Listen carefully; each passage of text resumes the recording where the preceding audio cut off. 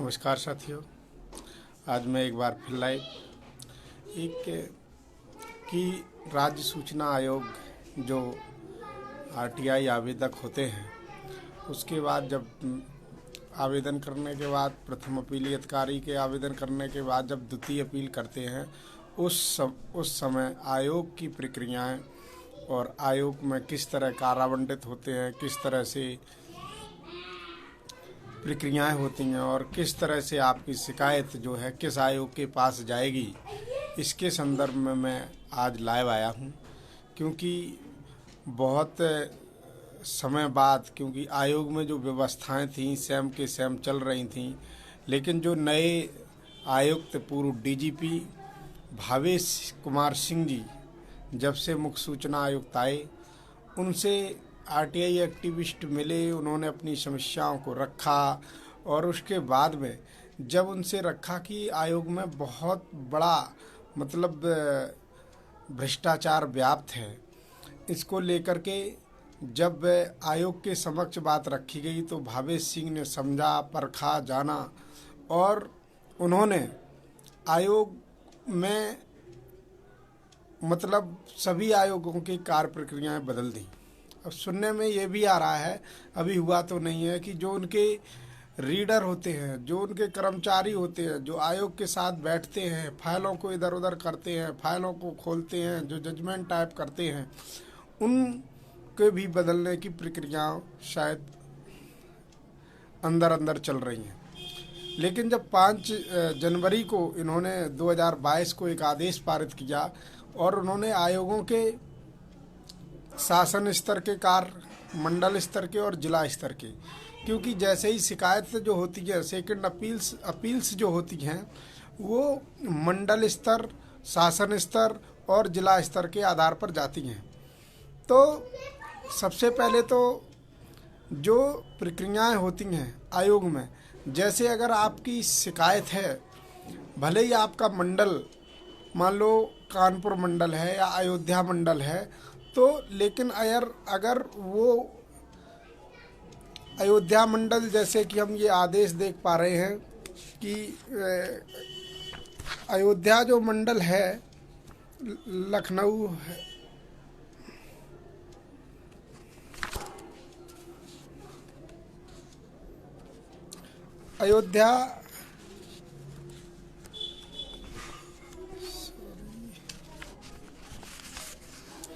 अयोध्या मंडल जैसे प्रमोद कुमार तिवारी जी हैं, ये 9 नंबर कोर्ट में आता है। लेकिन अगर 9 नंबर कोर्ट में परंतु है, लेकिन अगर आपने कोई कंप्लेन पंचायत की है और अगर वो आपने कंप्लेन की और उस पर एक आरटीआई आवेदन लगाया शासन स्तर पर, मान लो अपर मुख्य सचिव को आपने आवेदन किया कि ऐसी ऐसी समस्या है, इसको निदान कराया जाए, तो अब अगर ये आप जिला स्तर पर कंप्लेन करते हैं तो ये आपका आवेदन कहाँ जाएगा? तो मंडल स्तर पर जाएगा, आपके जनपद अयोध्या में जाएगा। लेकिन अगर यही आप आवेदन, आरटीआई आवेदन आप अगर शासन स्तर पर करते हैं, जैसे आपने प्रमुख सचिव, अपर मुख्य सचिव शासन पंचायती राज को कंप्लेन लखनऊ की और उस संदर्भ में आपने अपने आवेदन की कार्रवाई के बारे में जानना चाहा, तो सबसे पहले ये तब प्रकरण नंबर 1 नंबर कोर्ट में जाएगा। वैसे अगर जिला स्तर पर, अगर मंडल स्तर पर करोगे तो कहाँ जाएगा? ये जाएगा आपकी कोर्ट नंबर 9 में। लेकिन अगर यही आवेदन आपने प्रमुख सचिव पंचायती राज विभाग को किया तो 1 नंबर कोर्ट में जाएगा। और जैसा कि भावेश सिंह जी हैं, इस समय आवेदकों की समस्याओं को सुन रहे हैं, जान रहे हैं, यहाँ तक कि वो सीधे जो जजमेंट है वो पढ़ते हैं और मोहर लगा करके दे देते हैं।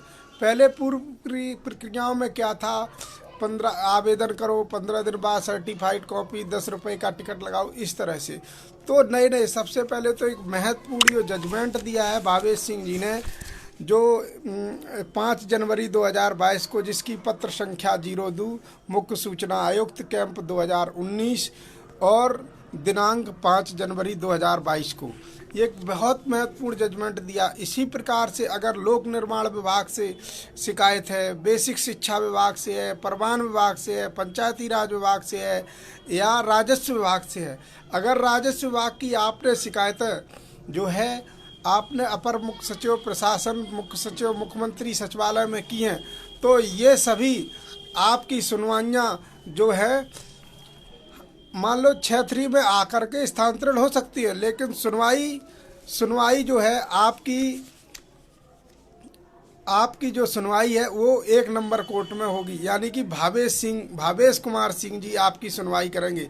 तो इस तरह से जो भी शासन स्तर के हैं, आदरणीय भाई संजीव दीक्षित जी पूछ रहे हैं कि S4 में तो वही सर सुभाष चंद्र सिंह जी हैं कोर्ट में, मतलब कोर्ट तो में जो भी जिस स्थान पर जो आयोग थे वो उसी स्थान पर हैं संजीव भाई जी, लेकिन जो उनके मंडल थे, जैसे अब इनको सुभाष सिंह जी को मिला है गोरखपुर मंडल और देवी पाटन मंडल, और हाँ 2 ही मंडल इनको मिले हैं। इनसे जो कानपुर मंडल था वो इनसे हट गया है। अब कानपुर मंडल जो है रचनापाल जी के पास चला गया है। और मैं बता दूं कि कौन कौन सी प्रक्रिया जो भी जितने भी नंबर, जैसे 2 है, 2 नंबर कोर्ट अभी खाली पड़ी हुई है। और जो बस्ती मंडल है वो बस्ती मंडल, कानपुर मंडल, ये जो है श्रीमती रचनापाल जी के पास है। और जो सुभाष चंद्र सिंह हैं इनको गोरखपुर मंडल और देवी पाटन मंडल मिला है। देवी पाटन मंडल गोंडा, बस्ती, बलरामपुर, बहराइच। और वहीं हर्षवर्धन साई जी को लखनऊ मंडल मिला है, इनको केवल लखनऊ मंडल एक ही मंडल मिला है। और अजय कुमार उप्रेती जी को आगरा मंडल, अलीगढ़ मंडल, वाराणसी मंडल। अजय कुमार उप्रेती जी के बारे में बता दूं, ये कभी कभी हम आरटीआई एक्टिविस्टों के बीच में 2 बार से आ रहे हैं। और ये एक वेबिनार होती है जो मध्य प्रदेश से संचालित होती है, जो माननीय राहुल सिंह जी मध्य प्रदेश सूचना आयुक्त उनके निर्देशन में चलती है। तो वहाँ पर ये हम लोगों की समस्याओं का जवाब भी देते हैं, लेकिन कई कड़े प्रश्न जब आ जाते हैं तो ये उनको बाईपास कर देते हैं। एक्चुअली है क्या, जबकि कोर्ट नंबर 11 जो है एक IAS महोदय हैं वो ऑनलाइन हीयरिंग करते हैं, जबकि अन्य आयोग उत्तर प्रदेश में कोई भी आयोग है वो ऑनलाइन हीयरिंग नहीं करता है। और इसी अजय कुमार उप्रेती जी और किरण जी को मुरादाबाद मंडल मिला है, किरण बालाजी चौधरी झांसी मंडल को मिला है। प्रमोद कुमार तिवारी जी को बरेली मंडल मिला है, अयोध्या मंडल मिला है, मिर्जापुर मंडल मिला है। वहीं नरेंद्र कुमार श्रीवास्तव को प्रयागराज मंडल और सहारनपुर मंडल मिला है। राजीव कुमार जी को मेरठ मंडल मिला है और आजमगढ़ मंडल और चित्रकूट मंडल। यानी कि ये इस तरह से प्रक्रियाएं हैं, लेकिन कुछ इनके मंडलों के साथ साथ इनके एक, जैसे आप ये देख रहे होंगे कि इस साइड में शायद रीडेबल नहीं होगा, ये जो है उनके कार्य बांटे गए हैं, विभाग बांटे गए हैं। अगर ये विभाग जो बांटे गए हुए हैं तो वो शिकायतें जो शासन स्तर की शिकायतें होंगी, यानी कि वो कहाँ पर जाएंगी, उन्हीं आयुक्तों के पास जाएंगी। लेकिन जो महत्वपूर्ण है, जहाँ तक आरटीआई ऑडिट मुख्य रूप से यूज करते हैं, जैसे पंचायती राज विभाग है, राजस्व विभाग है और बेसिक शिक्षा विभाग है, और मुख्य सचिव कार्यालय, गृह विभाग जो पुलिस से संबंधित है, प्रशासनिक सुधार विभाग है, कार्मिक विभाग है, शिक्षा आयुष विभाग है, न्याय विभाग है, वित्त विभाग है, गोपन विभाग है। और जो विभाग किसी को आवंटित नहीं हुए हैं, महिला एवं बाल विकास, ये सब मुख्य सूचना आयुक्त भावेश सिंह जी के पास है। अगर जैसे मान लो राजस्व विभाग की शिकायत है, अगर आपको कोई समस्या है, आपकी निदान नहीं हो रही है, और अगर आपने उसका सीधी जैसे जिला स्तर और शासन तहसील स्तर पर कंप्लेन के बाद अगर आपने प्रमुख सचिव राजस्व को कंप्लेन की और उसके बाद अगर आपने आरटीआई आवेदन प्रमुख सचिव राजस्व विभाग में लगाया, तो वो उसकी सुनवाई आपकी कौन करेगा? उसकी सुनवाई भावेश सिंह जी करेंगे। भावेश कुमार सिंह जी 1 नंबर कोर्ट में होगी।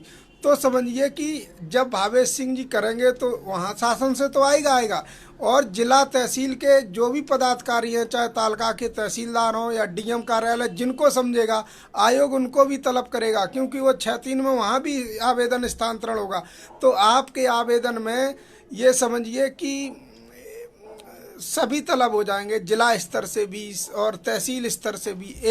10 रुपये पावर की शक्ति है, क्योंकि भावेश सिंह जी ने अभी एक आवेदन में, एक संजय आज़ाद जी के आवेदन में 10 रुपये के 9 सचिवों को तलब किया। ये समझिए इतनी बड़ी कार्रवाई, और एक तरफ आम जनता का व्यक्ति खड़ा है और उधर 9 सचिवालय के बड़े कर्मचारी खड़े हुए हैं।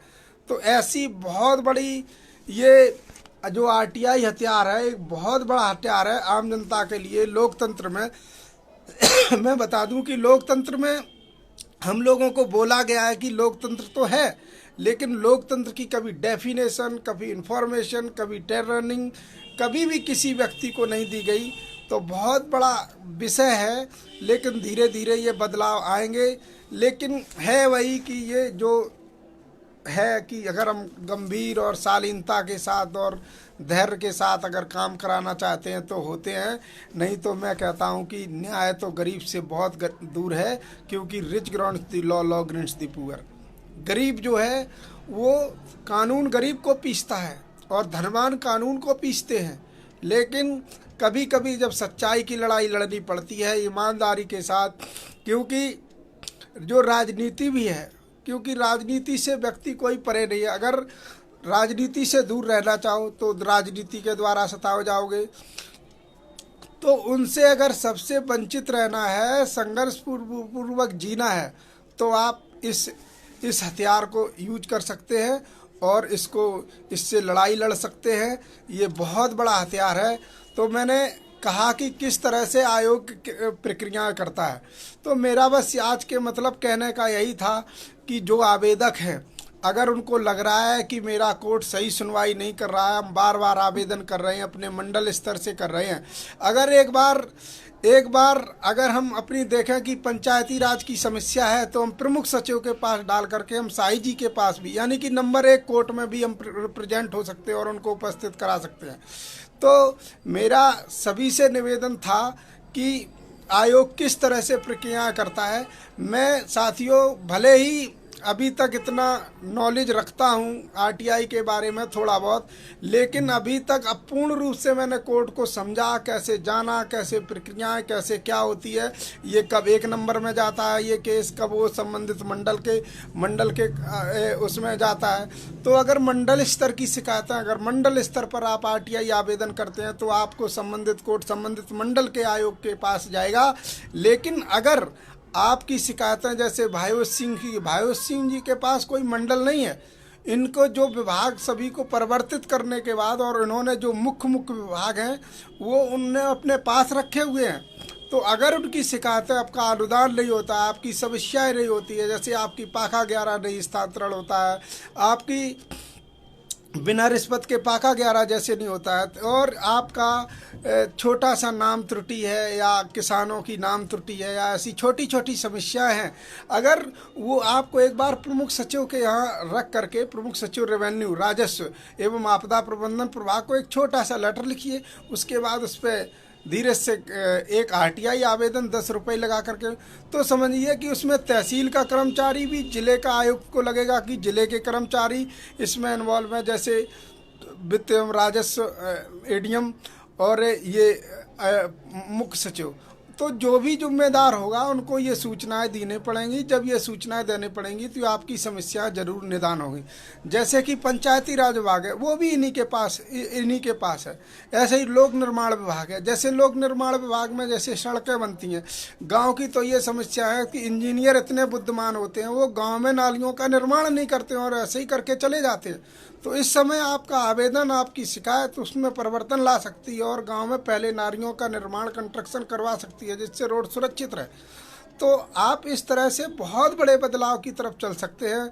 एक छोटा सा प्रयास, क्योंकि बहुत भ्रष्टाचार की जड़ें इतनी गहरी हो चुकी हैं, लेकिन अगर हम 100 मीटर में, अपने 100 मीटर में हो रहे भ्रष्टाचार के बारे में थोड़ा बहुत लिख सकते हैं या उसके बदलाव के लिए कुछ कर सकते हैं, तो करें। धन्यवाद। क्योंकि बस मेरा आज यही आने का मतलब था कि आयोग किस तरह से प्रक्रियाएं करता है और किस तरह से आयोग संचालन होता है और आपका आवेदन किस आयोग के पास कब जाएगा, जो मैंने बता दिया कि आयोग जो है वो डिफरेंट कार्यों को परिवर्तित करता है। अभी तक क्या था, जब से राज्य सूचना आयोग बना 2005 से अधिनियम लागू हुआ और तब से क्योंकि एक ढर्रे में कार्रवाइयाँ चल रही थी तो प्राधिकारी लोग और विभागों के लोग मिले हुए थे। तो जब भावेश सिंह से कुछ आरटीआई एक्टिविस्ट मिले तो उन्होंने बहुत महत्वपूर्ण प्रदर्शन किया और उन्होंने इधर उधर मंडल कर दिए, कुछ कार अपने अंडर में ले लिए, जिसके कारण एक बड़ी बदलाव की मुहिम आई है। देखते हैं अब कितना बदलाव होता है, क्या होता है, कैसे होता है। धन्यवाद मित्रों। अगर मेरा वीडियो अच्छा लगा तो आप ज़रूर इसको शेयर करें और लाइक करें, कमेंट करें, सुझाव करें।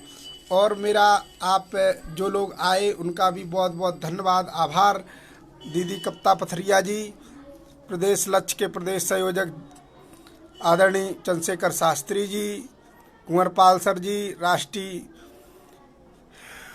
मीडिया प्रभारी हरिओम राजपूत जी, गजराज सिंह जी, और मेरे मित्र भाई संजीव दीक्षित जी, राजन सूरवंशी जी और आशीष तिवारी जी, आप सभी का बहुत बहुत धन्यवाद। और जो भी लोग, जितने लोग सेशन में आए उनका बहुत बहुत आभार, धन्यवाद। राघवेंद्र जी लखनऊ से, आप सभी का बहुत बहुत धन्यवाद, आभार। और अगर ये वीडियो अच्छा लगे लाइक करें, कमेंट करें, सुझाव करें। धन्यवाद मित्रों। जय हिंद, जय भारत, इंकलाब जिंदाबाद, सत्यमेव जयते।